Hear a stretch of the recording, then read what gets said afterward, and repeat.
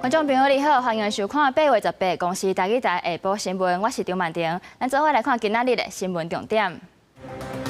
这礼拜天气袂歹，不过为8月开始会落西北雨。另外，伫琉球南边有一个热带低气压，上急沿岸变风台，不过对台湾无影响。高雄一栋大楼大火造成3个人死亡，一个是厝主的后生，另外2个是越南籍的移工。因若火灾原因是搁爱调查。嘉义民和国中野球队出车祸，司机竟然是球队的教练，为着避免疲劳驾驶，在嘉义县和台南市拢要求教练袂使搁兼做司机。头起先来关心天气的消息，这礼拜拢是好天小热，不过为8月开始，这全台湾拢有可能会落西北雨。另外，伫咧琉球的南边，即摆是有一个热带低气压，上紧沿岸会变作轻度风台，不过气象署是表示对台湾的影响无大。最近天气拢真稳定，民众就要注意高温。不过气象署嘛指出，南平云系因为雪往北部来，所以水汽增加。南部地区和中部山区就要注意过昼后的雷公雨。气象署表示，对22日开始，全台湾拢要注意过昼后的雷公雨。南部地区、中部山区可能有局部短延时的豪雨哦。那到了21号之后呢？各地都是属于比较晴朗稳定，在西半部地区、东半部的山区，则是要留意会有午后雷阵雨发展。那到了23号、24号呢，偏东南风的影响。气象署嘛指出，10月伫琉球南边有一个热带低气压，上紧会伫10月暗时变成轻度风台，但是根据气象署的预报，对台湾来讲影响无大。另外，阁有2个热带风错。气象署预告，会变成风台的几率无悬，会继续观察。在今天上午8点的时候呢，在琉球南方的这一个热带云簇是增强为热带性低气压哦，它未来也会随着整个太平洋高压的势力导引气流呢往偏北的方向移动，也预估可能最快今天晚上就有机会变成轻度台风哦。气象署提醒民众，这礼拜的天气要特别注意高温甲雷公雨。西半部甲宜兰花莲上悬会有35度，台北甲西半部山区高温会有36度，台东是32度。出门要会记咧加啉水含炸雨伞。记者陈心东、谢桂玲台北报道。过来看这个花莲的立石石山的金针花是超过一半拢去互洋流风台陷落去，初步估算这受损的面积是有40公顷。农业处表示，这已经达到灾害救助的标准，农民会当伫咧离岛进前申请补助。这是花莲富里的立石石山，目前当时金针花的花季，不过因为洋流风台扫来，差不多有60成的花拢去有风陷落去。遐若采收区是搁较严重，150公顷的面积，差不多有40公顷受到损害。占60%的原因，因为其他的小朵的金针也都受伤了。顶封面只剩下少数的被封面的，就是低洼地区的没有被风肆虐到的地方，还留有一点点。遐若伫玉里的赤科山，因为离风台电力的所在较远，金针花无啥碍着，敢若上山的车路有部分的所在放弃，目前已经恢复通车。即个灾情较严重的，敢若伫咧立石石山。目前是花季，那在这一次因为风非常的大，所以对于60担山的这个整个花况有些许的影响。我们也邀请这个农改场、还有农会以及乡公所、乡镇公所一起来会勘。农业处表示，立石石山的金针花受损的情形已经达到灾害救助的标准，受灾的农民会当伫8月16至29去乡镇公所申请救助。不过强调讲，现金的救助、甲楼花的补助袂当中户申请。另外，立石石山赏花的区域，还有一半的花还未开，差不多1礼拜的时间，花就会搁大开。记者综合报道。风台已经走，不过这台东的丰乐工业区昨暗煞熊淹水，有20多间工厂拢受灾。经过调查，才知影是附近的大排咧施工，把这水门封起来。水利署唔知影，才搁放水，所以才会造成即届淹水的事件。这间饮料食品成都厂区10月透早头家开门，发现涂骹拢是土水，员工上班只好先暂停出货，无用摒扫，不少饮料食品拢浸水。头家讲损失不少。看到这些损害。淹水的所在是伫台东市丰乐工业区，附近差不多还有20多间工厂也受灾。透过监视器画面，17暗时就落到大水引入工业区的画面。有业者讲，迄时阵大水急过紧，根本袂好防备。后来追查，原来是台东县政府伫附近的下口路大排施工，排水口塌起来，结果17下晡，农水署台东管理处伫水头放水，施工厂商维护速度。奇怪，当然台风天不淹，现在在淹水这样。我们有把相关的水导到侧沟去，那由于上游的灌溉水无预警的有大量的水下来，所以才导致了溢流出了道路侧沟，而造成这次的淹水事件。好佳早后来紧急关水门，淹水的灾情才得到控制，暗过造成工业区工厂损失。官府讲会要求施工厂商来负责，也要求厂商加强甲农水署台东管理处协调放水的时间，避免佫发生淹水的事件。记者综合报道。伫咧高雄的林恒有一栋大楼，今仔日天要光的时熊熊大火，消防员真紧就甲火拍花，不过所发现3具大体。其中一个是厝主的后生，另外2个是来洗厝的越南籍移工。详细火灾原因是也阁爱调查。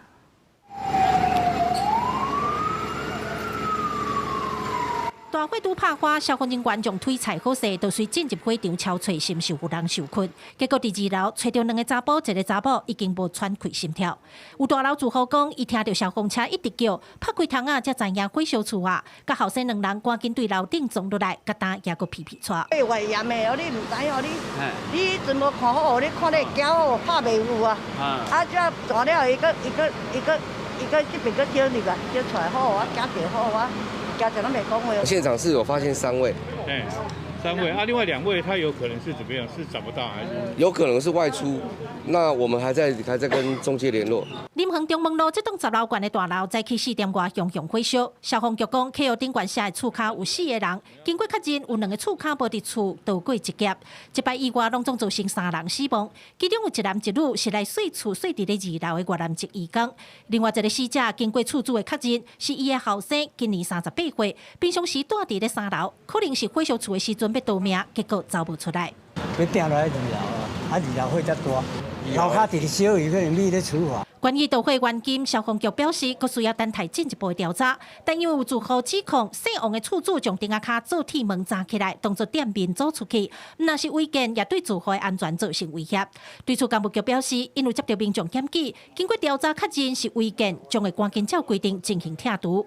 记者柯家族、柯昭阳、高雄仓报道。云林有一个捡废铁的老大人，伫咧漏水溪布岸边捡到2粒新鲜的微爆弹。后来有人发现这坑炸弹的所在伫咧庆恩，就赶紧通报。军方封锁现场，经过要3点钟，才总算把这炸弹提早毁掉。坑伫歹铁回收的所在，内底哪像有微爆弹，烟一直冲出来。附近有民众烦恼安全问题，17下晡赶紧报案。不过，根据伊来咧捡回收的这个70多岁姓洪的查甫人，哪像不满，佮把迄粒微爆弹提出来，带来摔伫涂骹。警方、军方甲消防人员随赶去现场救防疏散。甲洞坑，现在伊一坑仔架内底粉盐啊，清掉吼，迄个拢袂出来呐，啊，即马吼。你看，咱人都咧挡袂掉，伊甚至药啊，再挡得掉，会佫种啊。早期个毋知几十年前个啊，人溪底人即摆田拢一直耕一直做啊，即摆开垦了的时阵，也去拗掉你了，拗掉就甲摕来田边边去看你，就甲伊咧回收的，叫到转来。这个姓洪的查甫人住伫咧云林市东，伊讲顶一日伊伫咧落水溪布岸边啊。看到2粒新鲜的歹铁啊，就甲捡倒来回收。警方接到民众通报，随封锁现场。军方微爆弹处理小组随去现场处理。17下晡4点半，军方将2粒微爆弹用特殊的毯仔包起来，炸登去销毁。警方提醒：若发现疑似未爆弹或可疑物品，请立即通报警方或消防单位，切勿自行搬动，以确保安全。在地人讲，落水溪烟花有国军炮阵地射击演练。真侪民众拢会去遐捡这炮弹的残骸摕去卖，趁我所费。即个发现的微爆弹，那像是早期成功部队所使用的753炮。不过因为外口是拢已经生鲜，是倒一种炮弹，也需要军方进一步确认。警方呼吁，若发现那像是微爆弹的物件，应该随通报，唔通家己搬叮当，确保安全。记者综合报道。台中女中有一个姓刘的教师，因为对学生讲一寡5、4、3的垃圾话，所以互学生检举。后来通报性平案调查嘛有成立，不过新的学期却互人发现，伊竟然搁去做导师。这代志爆出来了后，是互学校赶紧宣布调整名单。学生照常来学校参加暑期辅导上课，不过网络顶头的讨论区已经变变叫。台中女中一个做客主任的姓刘的老师，进前伫上课时讲色情话，学校收到学生的检举，通报性平专案来处理。不过新学期这个姓刘的老师却接任故意的导师，引起学生议论。学校虽然说已经是调查完毕，但是还是让他回来教的话，而且又让就是不知情的高一学妹当班导的话，感觉不太恰当。好像有用其他的理由，就说什么学姐他们受不了他的上课高压方式嘛之类的，然后去掩盖他那个的事情。台中女中伫去年5月毕业旅营，有旅营社领队对学生做维护性骚扰，业者最后处分下失礼。结果，今年113学年度顶学期发生刘老师上课时对学生做言语性骚扰的案件。学校今年3月召开性平会调查，6月确认性骚扰成立，记小过一支调离行政职务。即马新学期安排伊做导师，风波再度滚价。学校伫10月宣布讲会调整导师的名单。那导师的这个部分是我们学校本来就有自己校内的导师轮值办法，这个是校内本来一直就都有运行的机制，所以我们只是依照顺序就是排上去。那当然我知道这样子的安排就是大家还是会有一些疑虑，所以我们就进行了调整。他们应该要针对这个老师所有上过课的学生做一次普查，因为台中女中过去也有发生过性猥亵案，他们应该很知道普查的重要性。台中市教育局并无对外回应，人本基金会认为学生会伫网络出声，真明显就是对学校处理刘老师的性平案件不满，建议学校应该对迄班的学生说明，莫针对这个老师不家己学生做普查，再当互家长和学生安心。记者综合报道。内政部有告，在台湾人若是要放弃台湾籍，未来若是要申请恢复身份，就要符合3种条件，也就是对国防、国际形象或者是社会安定有重大贡献才会使。陆委会嘛强调，咱的台湾籍是真珍贵的，即摆就是要互审查的标准会当更较明确。台湾人领中国护照，也是伫中国设置将会失去台湾身份。内政部有告修正，在台原有护照大陆地区人民申请恢复台湾地区人民身份许可办法。未来加防注销身份的人，一旦想要恢复台湾身份，都要符合3条件，包括对台湾国防安全、国际形象，也是社会安定有重大特殊贡献，对台湾整体利益有帮助，甲徛伫领导考量。台湾其实非常珍贵，那如果你现在又要变回台湾人，那就一定要有可招公信的理由。我们现在就是把过去审查的标准加以明确化。防注销台湾身份的案例不少，像伫国际比赛亚国青期的台军队选手李东宪，防查出有中国身份证，伫中国任教的台籍教师张立济，也是因为申领中国登记证，防注销台湾身份，迄当时张立济也被批评是防迫害。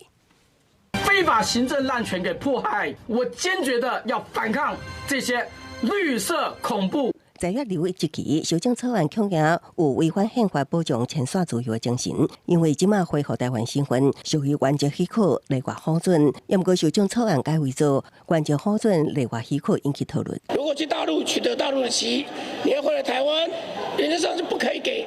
这一句话就危险，我爱迁徙去哪里，我爱去哪里就去哪里啊，这宪法保障的。如果要让申请入籍中国的人士能够恢复台湾籍，也必然都要在法规的制度之下来进行。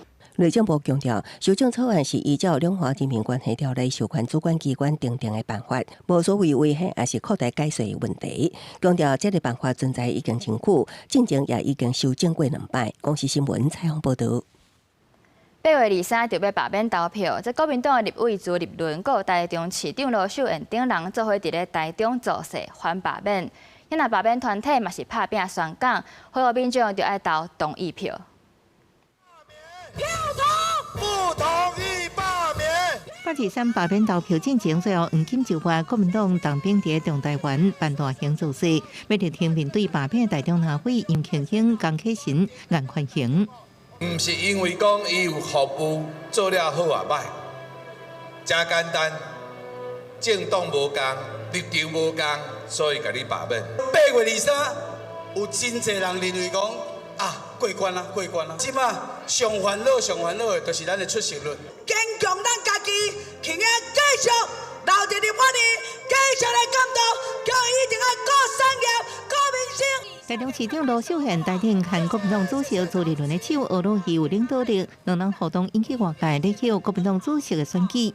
罢免团体是甲民进党换人古精，斗阵到市场徛路口，希望争取更较侪支持。后礼拜啦，就是咱投票的日子吼，拜托大家一定要出门，同意罢免。另外一边，伫南投第2选区，国民党立委游好找副林县长张立善，跨县市合体也到市场来拜票。我同意罢免。谢谢啊，再拜托。拜托大家为了台湾，我们要罢免不适任的立委。民进党立委王岐川是去新竹县，助攻国民党立委林淑平罢团，罢免和进入最后阶段，挺罢反罢拼陆战，全力催票。记者综合报道。8月23，除了罢免投票以外，嘛是核产停放的公投。民众党的主席黄国昌就到新北市去催票，伊批评赖总统花要变9000亿来做净零碳排，是有够无理路。因那法律团体是强调，若是无解决这核废料的问题，就无应该互核三停放。跟我们所有心中的乡亲好朋友，拜托大家，这个礼拜6就要投票了。各考新北市车手，民众党主席黄国昌拍拼催8日3，核产中期公投投票率，前一日各较换成总统赖清德公开辩论，后仍然回击应该先甲2018年反省的家己辩论后，黄国昌对民进党火力全开。当这么多的声音。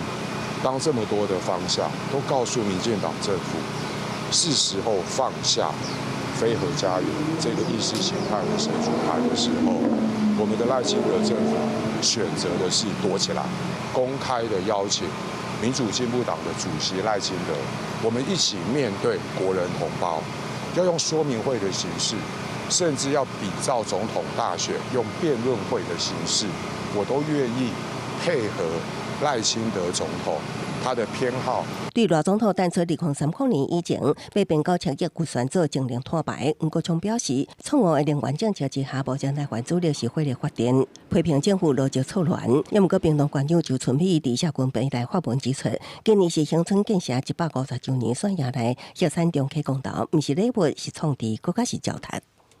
核三厂在历史40年来，它发生过非常多的事故，多次的辐射外泄，多次的起火。那我们认为核三厂事实上它是非常危险的一个核电厂。有8个法律团体，215位法律人士也联署反对核产中期公投，认为无解决核废料处理，甲核产厂下面有短暂大问题，进前无应该部建中期核产厂。公司新闻采访报道。过来关心国际消息，乌克兰的总统泽伦斯基要去白宫见美国总统川普，这回欧洲各国领袖嘛甲伊斗阵参加。另外，川普的特使证实，这美国有可能会对乌克兰提供安全保障，这安全保障敢代表美国会派军队去协助乌克兰呢？这部分是爱国讨论。10月阿拉斯加米罗峰会留落真侪细节，等待各方参详。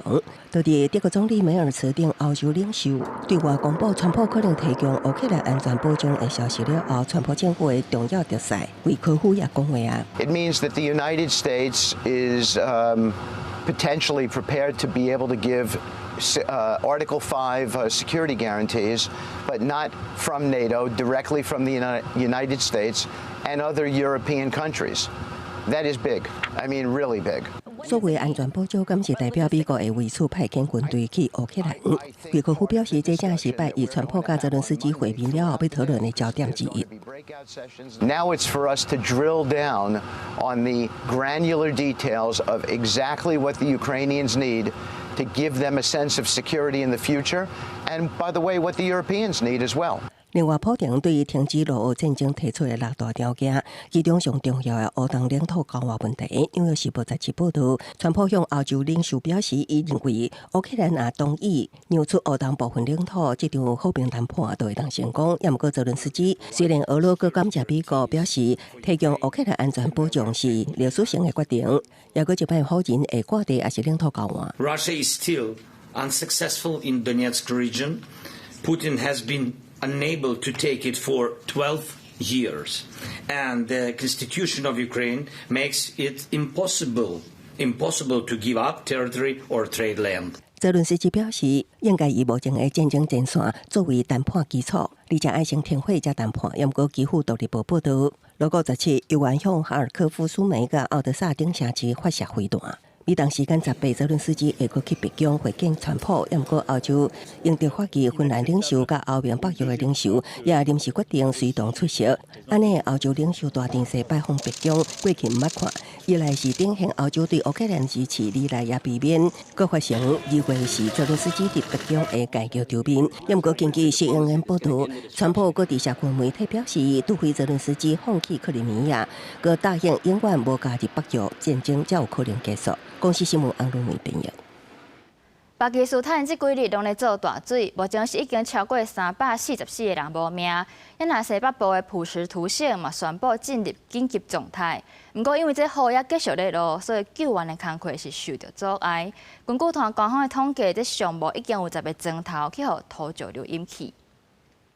大水甲土石流分隔了后，满土开落个梅啊，居民赶紧清除。附近真侪厝拢损毁，互人看甲心惊惊。巴基斯坦拄着突发性大水，伫西北部的开普尔、普什图省甲巴孔克什米尔地区，已经造成300多人死亡。सुबह बहुत तेज बारिश था जैसा क़यामत आने वाले इतनी तेज और आगे गांव में भी सुनाई उसमें पानी है बहुत ज़्यादा लोग भी बहुत गर्द में जो है लोग तकरीबन 300-400 पहुँच हुए और हमारा जो इलाका ये पूरा साइड है ये ज़मीन है。当局统计有10-90个船啊，和土石流引起，因为道路严重受损，救援行动困难重重。当地官员透露，受灾上严重的布内尔地区，至少200人失踪，而且数字恐怕会更提悬。तमाम अजला में जहाँ पर जानी नुकसान ज़्यादा हुआ है और लोग अपने घरों से डिस्प्लेस हो गए हैं, वहाँ पर फौरी तौर पर रिलीफ पैकेज पहुँचाया जाएगा, जिसमें राशन, अद्वियात और टेंट का सामान या अगर आर्जी तौर पर हमें कहीं पे कैंप लगाने पड़े तो वहाँ पर उसका बंदोबस्त भी किया जाएगा। 每年6到9月，季风落雨差不多占南亚地区年降雨量3/4。虽然山崩甲大水常常碰到，不过科学家表示，气候变迁和极端落雨搁较侪。今年7月，澎湖州省的落雨量就比去年同期悬出73%，死亡人数也超过顶一个季风节总和。天主教总量14世就伫祈祷仪式为受灾民众祈福。Vicino alle popolazioni del Pakistan, dell'India e del Nepal colpite da violente alluvioni. Prego per le vittime e i loro familiari. 更较还是落雨按算会继续到1日，而且按算伫9月初进前，还有2到3波的季风，恐怕带来更加侪雨水，阻碍灾区救援工作。公司新闻陈伟仁编译。过来看这个嘉义民和国中野球队，顶礼拜5是伫国道出车祸，这车顶8个人拢总受伤。苏东时的司机就是球队的教练，为着避免这疲劳驾驶的问题，即摆嘉义县和台南市是拢要求球队的教练袂使阁兼做司机。因为这件代志嘛，互人看到基层的球队资源欠缺的问题。高工区电眼翕到车祸向小龙的画面，紧是想我车头前明明有车，煞无减速，直接弄起嚟，叫学生对闸风玻璃遮落出来。这意外发生伫咧这个月15，嘉义县滨河国中棒球队要去高雄立体棒球场异地训练，会场煞发生严重车祸。赛车是姓柯的教练，车内7个学生拢受伤，教练验做驾驶的问题，嘛扑上台边。外县市一天大概可能1万跑不掉，那我们又蛮常到台东去比赛啊，比赛一出去就可能是3天5天，那是不是希望县府那边如果可以的话，每一趟都可以全额补助？那未来我们来研究看看，是不是未来要请专业的车子啊，包括那未来在很多异地训练里面，那能够做这样的一个处理。其实顶个月初10，嘉义县中和国中棒球队嘛同款发生车祸意外，同款拢是校长兼弄精，因此嘉义县甲台南市拢下令以后，体育团队教练袂使兼做司机，改请专业司机来接送。如果有需要的话，我们也会媒合这个游览车公司跟学校来做一个这个合约，游览车一定需要经费问题，对，那这个方面可能就要看学校有没有这个经费可以去补助球队出外比赛，不只有棒球队啦。有办法去帮忙支出，那教练才不用自己身兼多职。目前民和国中这个学生拢是意识清醒，但教练送去家里基比病院，伫家互病房，生命正常稳定，恢复意识，得等定静剂脱离，才通确认。少年所发生车祸，一方面呈现基层球队欠缺资源，无法度请专业司机；一方面嘛引发社会关心，若无补助，敢若因规定要改善球队现况，恐惊有难度。记者苏台南采访报道。有真侪游客拢会去垦丁耍水，不过即摆垦丁国家公园管理处是公告，这水上活动敢若要开放部分的所在，若是违规，这业者甲游客是拢总会罚。消息一个出来是引起众人的讨论。垦管处强调，现场已经有采购示牌提醒，请大家就要特别注意。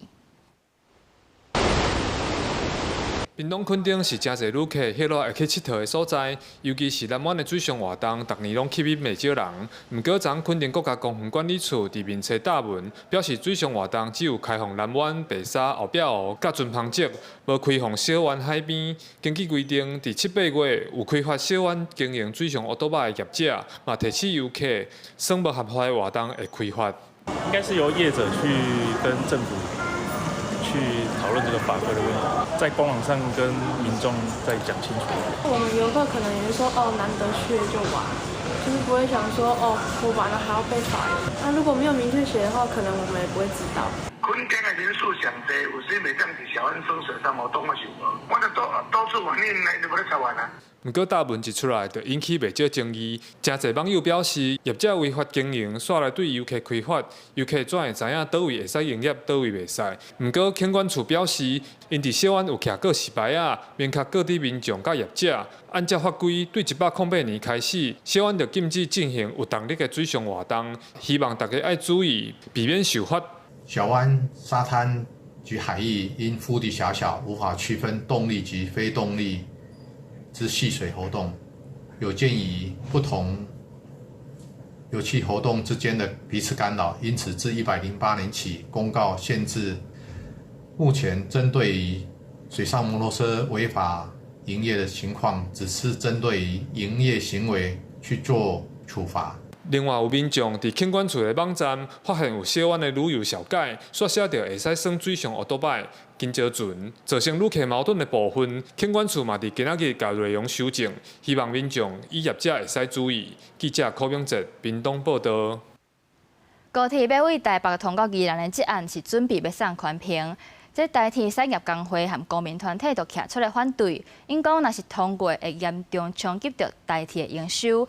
呼吁只要去北宜直线铁路就好。因为铁道局这边是回应，会阁收集各界意见来研议。台铁产业工会甲国民帮推团体伫交通部头前开反对北宜高铁理事会。台铁三工表示，经过7月份台铁评估，若北宜高铁和协定通过，会冲击台铁东部干线营收每年得收将近8亿。若包含无采纳北宜地铁方案之下，台铁30年来损失580亿。我们想问交通部，明明就已经有北宜直铁的方案，省下来的2000多亿也可以用来改善台铁整体营运的状况，是全国受益的一个方案啊，为什么还要执着花费更高的北宜高铁呢？北宜高铁甲北宜地铁两个方案比，高铁到宜兰新站18分，不过毋是伫市区，还要转车到市区时间41分，甲北宜地铁的46分，只差5分。北宜高铁票价加上转车差不多315块，比北宜地铁加贵162块。北宜高铁路线全长超过60公里，北宜地铁是43.4公里，不过北宜高铁经费却将近3600亿，北宜地铁只需要724亿，是北宜高铁经费的1/5。他做短程服务，只会使得他投资过于浪费，营运上来更是难以能够回本。所以这样的一个双重浪费之下，对照前面路线和这个车辆的改善，政府的决策呢，都完全都背道而驰了。相关的各位意见，我们会带回去再做研议，这样子。北宜高铁还要伫拜三送宽屏大会审查，台铁产业工会希望用撤回审查，呼吁交通部甲台铁唔通乌想，对台铁员工详细说明北宜延伸方案对营收的冲击影响。记者综合报道。进前卫福部则公布有条件通过14项加热混产品的审查，即摆拢还未正式上市，就业者开始伫咧网络卖，甚至是打广告，这全部拢是违法的，相当会当罚到5000万。顶日啦，卫福部公布有条件通过日本、美国2间厂商的加热混产品，即马也未核准就市。台湾基粉联名指出，即马伫网络顶已经有业者开始伫网络顶做宣传，有厂商公开咧卖加热混产品，这互家长、老师组成的基粉团体感觉真烦恼。学校里面的学务人员不断的反映，现在的这个新兴烟品已经造成校园安全的重大危机。在这样的状况下，我们就没办法接受你这个时候你还要开放所谓的加味加热烟。有老师指出，讲伊学生只是伫咧面册顶找加热混3个字，就随收到10多件的卖假信息，呼吁政府应该加关心网络的生态，做相关的稽查。我就在乐美的网站上面，我联系上一位加热烟的卖家。那在整个过程的当中，他立刻就提供我购买的链接，他完全没有确认我的年纪，他也没有跟我有多说，他还有特别强调，因为他们是货到付款，所以不会是诈骗的问题。如果业者没有履行，那我们会依法来处理哦。那最重也可以废止到他原来的核定哦。但是根据烟害防治法的规定，若是业者伫网络违规卖薰，相当通罚100万；另外，若是分商伫网络违规广告，相当是会当罚5000万。民团表示，为着后一代健康，呼吁政府爱照法禁止分商伫网络广告行销。记者陈选林旭凯台北报道。行政院规定，这托育机构都要按监视器，而且搁甲这画面团去伫线顶。即马着民团合约要设相关的配套，嘛爱立法管制，安尼才会当避免囡仔温书漏摄，嘛会当确保教保人员的权益。支持监管云纳入儿托法。被害家长团体代表婷婷妈妈和几名新北市议员做伙，伫18早起召开记者会，因为2002年4月的时阵。伊这9个月大的查某囝婷婷，哪像伫私立托育中心，互托育员用面皮翕视，加载有监视器的画面，司法的经过才会当分明。所以，伊联合托育中心第4案受害家属တင်情，呼吁政府甲监管份列入儿童托育服务法。如果政府立委或者是业者没有让监管与纳入儿托法，那请你们拿出解决的办法。如何让托婴中心不再出现监视器被人为的毁损、灭失等等的情况，导致重要的物证被破坏？为了建构0岁到2岁完善的托育环境，行政院今年5月通过《儿童托育服务法》草案，其中第30条规定，托育机构要安设监视器，影像资料嘛要伫云端有备份，来防止破坏疑点、画面无去这状况。确保伫要紧的时阵会当看到真相。不过教保团体讲，若无配套，囡仔温书可能会漏摄，嘛侵犯到教保员的路权。站在孩子的立场上，他并不知道他的影像要被上传。我认为这个在儿童公约里面，它其实是违反很大的一个儿权的方向。那对于员工来说的话，那是劳权的侵犯。儿童安全、儿童的最佳利益，我想才是我们最佳要来考虑的一个部分。那至于我想相关的一个结果，我们都乐意来听取社会各界的一个指教。立法院维权委员会第18审查儿童托育服务法草案，包括行政院的版本、甲调查各委员的版本，拢总有29个版本。若到中昼为止，草案还阁来随调审查。记者综合报道。政府区大丁收常常发生争议，今仔日是818跳政府事件的12周年，有一寡自救会成员就呼吁政府，就要废除这区大丁收的法令，才会当保障人民居住甲财产的权益。以政策之名行土地掠夺之实，很抱歉因为真的遇到家人被迫迁，是真的很难过的一件事情讲到封闭就要清楚的代志，社道开发案自救会成员讲话讲到后甜，因为这个过程实在伤痛苦。包括社道案、航空城案等等几啊个土地征收案自救会成员，选伫今仔日18，也就是前大埔土地征收案12年前引发8月18跳政府的事件。今仔日开记者会，控诉红区大征收的无奈。征收我们的田地变成农地，变成工业地。之后3年5年通盘检讨之后怎样，又会变成什么县地嘛？就是你标准的这跟财团在挂钩，这个是我们抗争的一个主旨。亲像航空城案的3件诉讼案，最近台北高等行政法院判决，卡进行政机关乌白甲无同意者的土地纳入去区段征收，属于违法。要协助大埔案官司的律师批评超额征收土地根本是违法违宪。必须不断的抗争，不断的开这样的记者会，因为他们只是为了要守护家园，要抵抗地方政府、中央政府以及跟土地投资客。面对各方呼吁，虽启动区段征收修法的程序，内政部强调讲，区段征收是都市土地整体开发的方式之一，会持续精进土地征收的制度。对各界的建议，嘛会纳入去精进土地征收法制度的参考。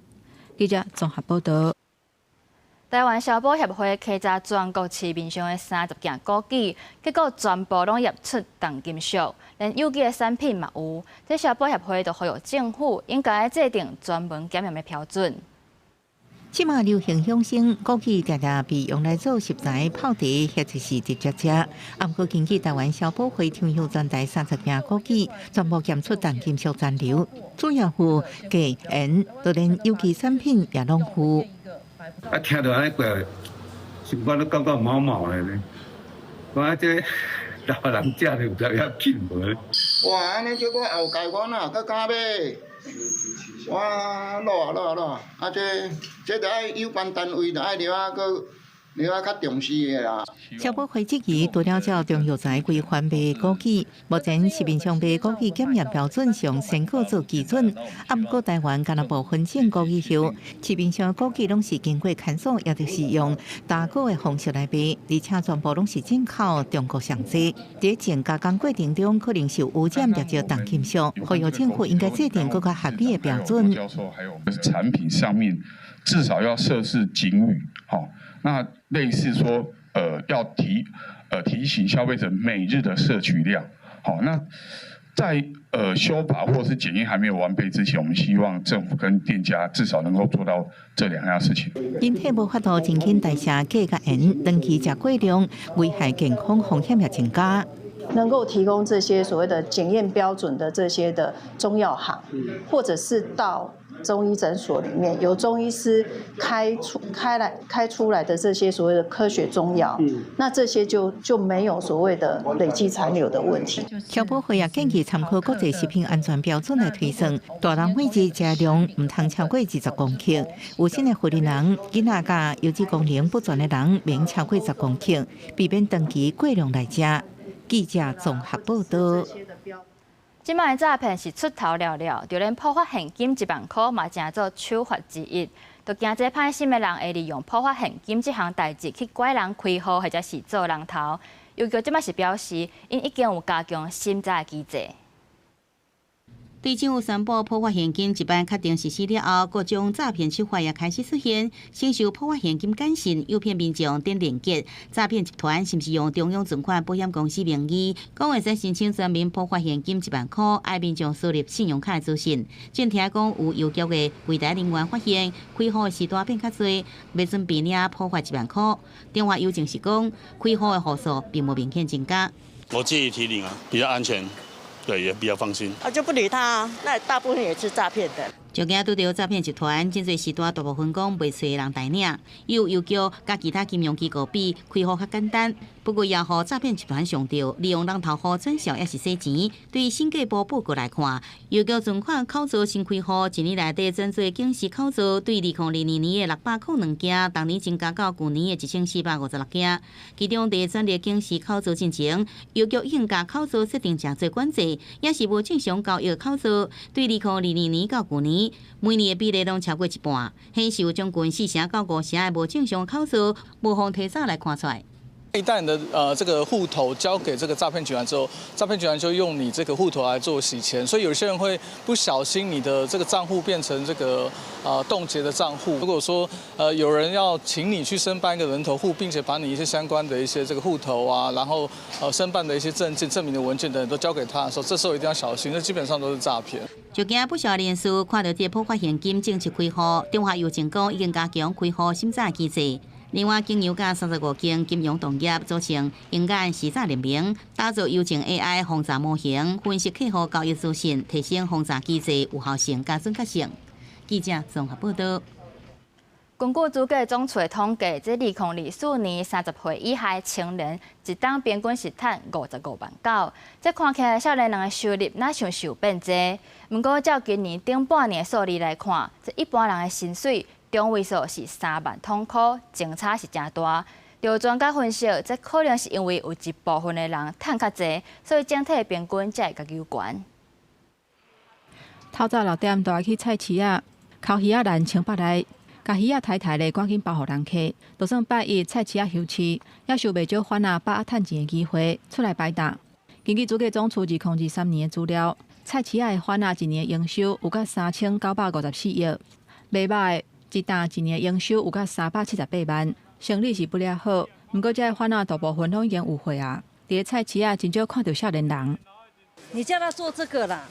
一趟路那么远，又要叫他去补货，又要过来做又了钱，他们根本不会做。像我儿子就了了好几万块，所以他就不做了，宁愿去当上班族，因为薪水是死的啊。少年人选择坐办公室，根据主计总处的调查，2024年30岁以下的青年，一年所得平均有到55万9700块，年增1万3700块，创下新高。不过比对2025年1月至6月，30岁以下经常性薪水中位数是3万1537块，算的前差是真大。年薪平均55万呢，其实是能够赢过60%，25到29岁的受雇员工，显示呢平均薪资其实是会受到极端值的影响，所以拉高了整体的薪资行情。因过是薪水管袂付物价起价的情形，主计总处嘛公布顶半年全体红请的员工，扣除物价了后，实际经常性薪水年增1.04%，增加幅度是这5年来上悬的，也就是讲薪水的成长超过物价。别的我不知道，我自己的小孩在公司上班还好做一点小生意啊。对我也是没办法涨价。如果是月薪，我觉得没有。那时候如果你是在公司上班，可能还有3万起跳，但是现在也是出去也是3万多。针对这点，民众感受度无大，尤其是所内关税的问题，部分的产业可能会面临无薪假，这嘛考验政府产业资源的方案，敢会当真正降低产业的冲击。记者综合报道。伫咧合欢山有一个提供互人休困的所在，不过这几年却连续受到风台霜冻。南投县政府表示，已经开始咧修复，会赶伫咧明年进行完工。合欢山有国内海拔上悬的松南游乐区，嘛是全台第一座国际暗空公园，是一饭的观光景点。但是近期有民众反映，每年雪季开放予医疗甲警方勤务使用的昆阳派出所，外墙厝顶拢害去，看起来真危险。希望公部门赶紧修复。就是破坏掉了，然后荒废掉的感觉。卖一些那个小吃的，其他都不要破坏。我是感觉讲还好啦，因为风台天难免拢会吹歹去，紧来修理好就好啊。大家也去哩，就当讲搁加一个点会当耍啊，会当休困。昆阳派出所咧旧年扛做风台来的时，外壁损害。南投县政府表示，有报灾害修理工程，伫这个月11开工。目前厝顶有看布棚，是厂商因应风台先做补强。不过受到洋流风台影响，布棚嘛害去。礼拜3进前，厂商会去甲拔好。这个灾修工程呢，在这个月的8月11已经开工了。那预计大概150个日历天。南投县府表示，昆阳派出所的修理工程，而且厂商赶伫明年正月初1雪季勤务进行完工，未来按算打造做关车旅游服务中心。不过，因为用地是家林保署新租，加个位伫太鲁阁国家公园，会阁邀请相关单位进行协商。记者邢平仪南投报道。英国伫咧中华的花坛乡，这烧砖仔的产业是真兴。后来因为建筑工法改变，这项产业是愈来愈稀微。即阵就在地业者想要变转型，开放参观这砖仔窑，嘛安排活动，带民众来体验烧砖仔的过程。互民众望八卦山特有的红土，这个土因为黏性好，真适合做砖仔，所以早前八卦山脚附近的花坛乡烧砖仔的产业真兴，在地就一间超过1架子的砖仔窑，举办体验课程，了解砖仔的做法甲发展历史。知影讲砖仔用啊侪，就无共款的方式，佮有伊的卡起来的方式嘛，拢无共。老师除了介绍一下有各种不同的窑，然后呢还带我们去参观了真正以前在运作的窑厂，非常特别。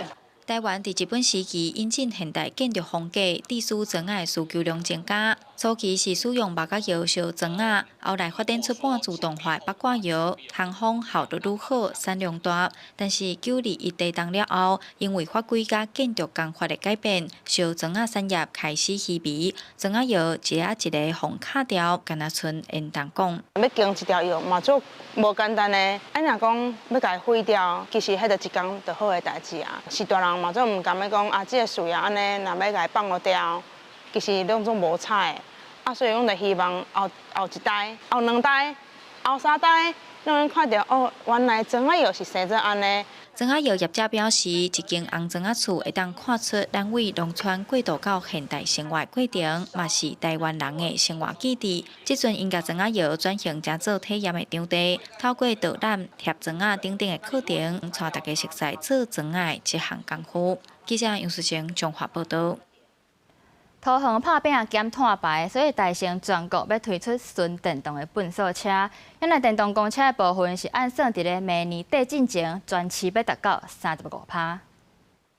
3、2、1。到达时启动仪式完成，同市政府伫龟山茶洞站举行记者会。桃园园区低碳化联盟正式成立，按地方和中央产业之间互相来合作，要创造一个好的低碳园区环境。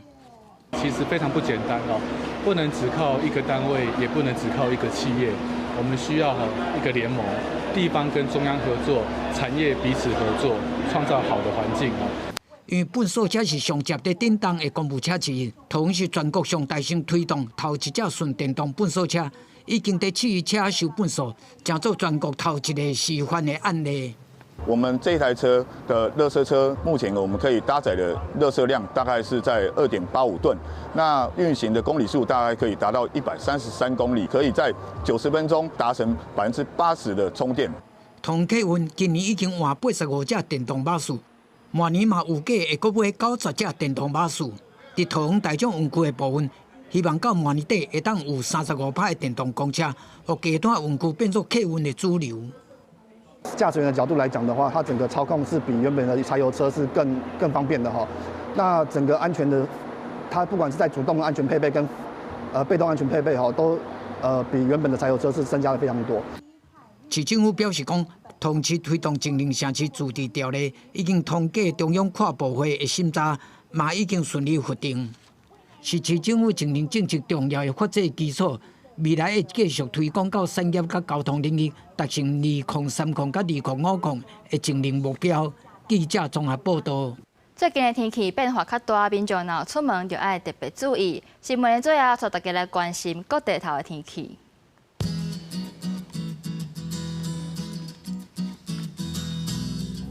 北部地区29度到35度。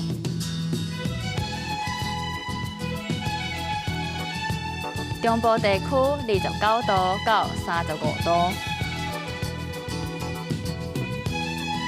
南部地区29度到34度，东部地区25度到32度，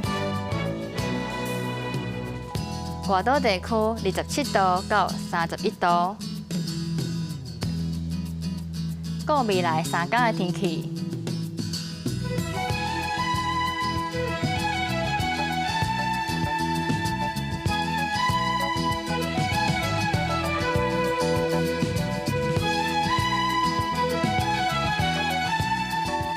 感谢你收看今仔日公视台语台下晡新闻，我是张曼婷，咱明仔载同一个时间再会。